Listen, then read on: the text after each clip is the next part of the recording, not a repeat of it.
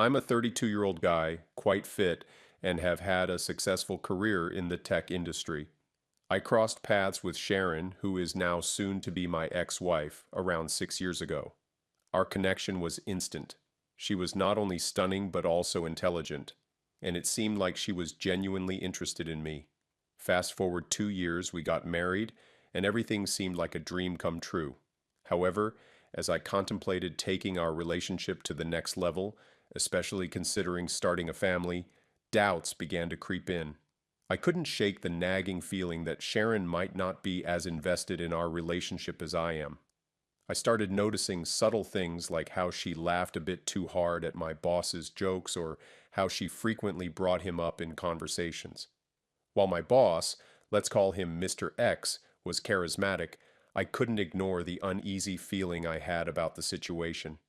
With Thanksgiving approaching, my company planned a big party a week before the actual holiday, allowing everyone to spend the day with their families. This year, I devised a plan. I informed Sharon of a last-minute business trip, making it impossible for me to attend the party. She seemed disappointed, but her quick dismissal only heightened my suspicions. On the night of the party, I found myself sitting in my car a block away from the venue, heart pounding. I decided to wait until the party was in full swing before I take action, slipping in through a side entrance, attempting to blend into the crowd. My eyes scanned the room for Sharon or Mr. X, but they're nowhere to be seen. Then I spot it. The men's bathroom door slightly ajar, and their muffled voices confirm it's them. Pushing the door open, I witness an uncomfortably intimate embrace between Mr. X and Sharon, a betrayal that triggers an immediate surge of anger.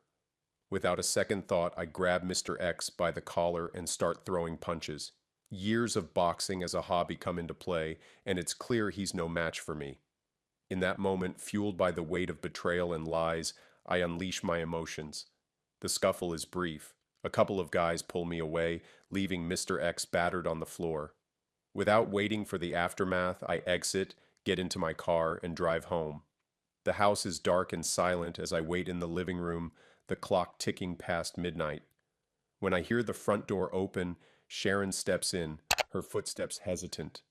The street lamp's light casts shadows across her face, revealing streaks of mascara and a look of dread. Bruce, Her voice is shaky. are you here? I remain still, responding from the darkness. Yeah, I'm here. She flicks on the light, flinching when she sees me sitting there, my expression unreadable. Bruce, I can explain. Explain. My voice is colder than intended.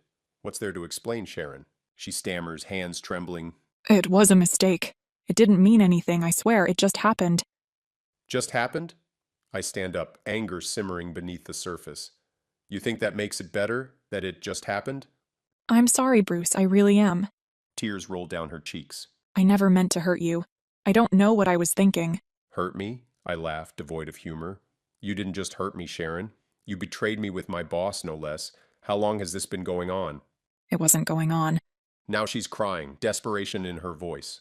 It was just a stupid mistake. Please, Bruce, we can work through this.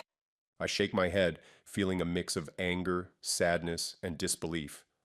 There's no this to work through. It's over, Sharon. Her voice breaks. You mean our marriage? Yes, our marriage, I say firmly. I want a divorce. I can't be with someone I can't trust. Please, Bruce, don't do this. She reaches out, but I step back. I love you. I know I messed up, but I love you. I don't know if that's true. I respond, maintaining a steady voice despite the turmoil inside. Even if it is, it's no longer enough. She stands there, sobbing, her whole body shaking. So what now? I say. Now you pack your things and leave. I can't be in the same house with you. Not after what you've done. She nods resignedly, wiping her tears with the back of her hand. Okay, Bruce, I'll go. With that, she turns and slowly walks away, her sobs echoing through the house long after she's gone. But I'm done. It's over. I tell her I want a divorce. She pleads with me, but I can't even look at her. I instruct her to pack her things, and I watch as she scrambles around the house, grabbing her stuff, still crying. The woman I thought I knew, the woman I thought I loved, is now a stranger to me. The next few days are a blur. I call my lawyer, start the divorce proceedings, and word gets out about the fight. Suddenly, I'm the talk of the office. Mr. X is out on medical leave, and there are whispers of legal action, but nothing comes of it. I take some time off work, trying to clear my head. I hit the gym harder than ever, spend hours at the boxing gym, anything to keep my mind off things. My friends rally around me, take me out, try to cheer me up, but it's tough. I thought I had it all figured out, and then this happens. It's been a few months since that night. The divorce is finalized, and I'm slowly putting my life back together. I've been promoted at work, taking over some of Mr. X's responsibilities while he's on extended leave. I'm back in the dating game, but I'm taking it slow, not rushing into anything. Looking back, I wish I'd handled things differently. Maybe I should have confronted them calmly, not let my anger get the best of me. But in the heat of the moment, I just snapped. I don't regret standing up for myself, but I do regret the violence, so that's my story, Reddit. A cautionary tale, I guess. Trust your gut, but keep your cool, and maybe, just maybe, take up boxing. It's a great way to let off some steam. Update, hey Reddit, Bruce here again. I know it's been a while since my last post, but a lot has happened, and I thought I'd give you all an update. First off, the divorce proceedings took a wild turn. Sharon, in what I can only describe as a move of pure audacity, asked for an insane amount of alimony. We're talking about a figure that even made my lawyer chuckle in disbelief. She claimed that she was accustomed to a certain lifestyle that she couldn't maintain without my support. It was ridiculous. We ended up going to court over it. I was nervous, not going to lie. The thought of having to hand over a substantial portion of my hard-earned money was at stake for an unknown duration, causing significant distress. Fortunately, justice prevailed as the judge saw through her claims.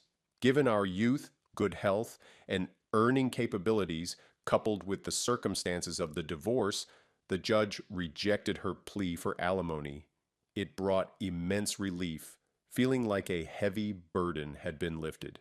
In other news, I've tentatively re-entered the dating scene, acknowledging the initial awkwardness. I've been connecting with a woman, let's call her Emily, whom I met through a mutual friend. She's fantastic, intelligent, with a sharp sense of humor, and shares many interests with me. Although it's nothing serious yet, there's potential. Emily is aware of my recent divorce. I opted for transparency, and she has been remarkably understanding. We're taking things slowly, relishing the process of getting to know each other. It's comforting to have someone to talk to, someone who brings laughter and helps me forget the chaos of the past months.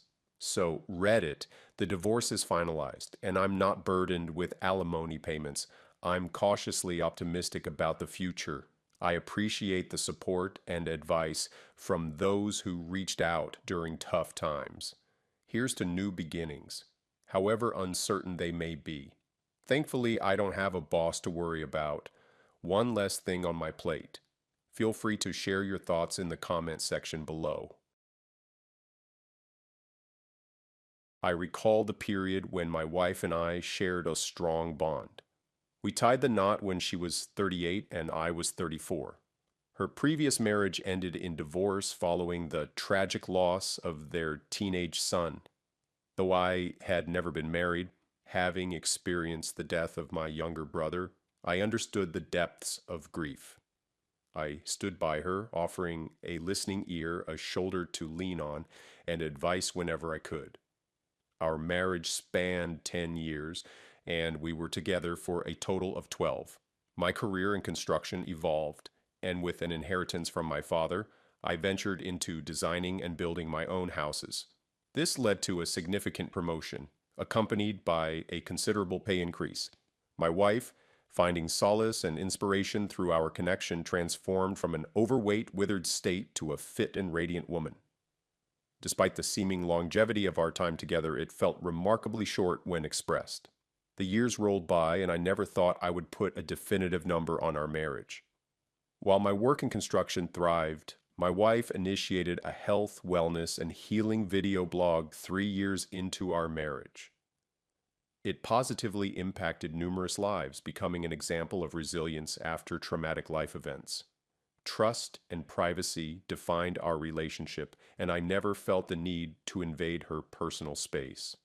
However, a sudden turn of events occurred when I received a call from the police department informing me of my wife's arrest. Charged with criminal mischief and destruction of property, she sought revenge on a woman who had supposedly stolen her ex husband's stand. Confronting her in an interview room, I unraveled the truth behind her actions and discovered her ongoing affair with her ex husband. As the intricate web of deceit unfolded, my wife's actions led to legal consequences, a large fine, and reparations for the damages caused. The community shunned her, and the weight of her choices left me grappling with the reality of our shattered marriage. In the aftermath, I grappled with the revelation that my wife had rekindled a relationship with her ex husband. The police station encounter, the confrontation, and the legal consequences marked the end of a chapter. The epilogue reveals the lingering aftermath. 2 years since the lunch at Rison, with Terry rising to a lieutenant in the Air Force, Bradley pursuing graduate studies, and no trace of Lauren after she vanished. Our lives took unexpected turns, leaving me contemplating whether the lunch at Rison was a blessing or a curse, as I navigated the complexities of rebuilding a life after betrayal.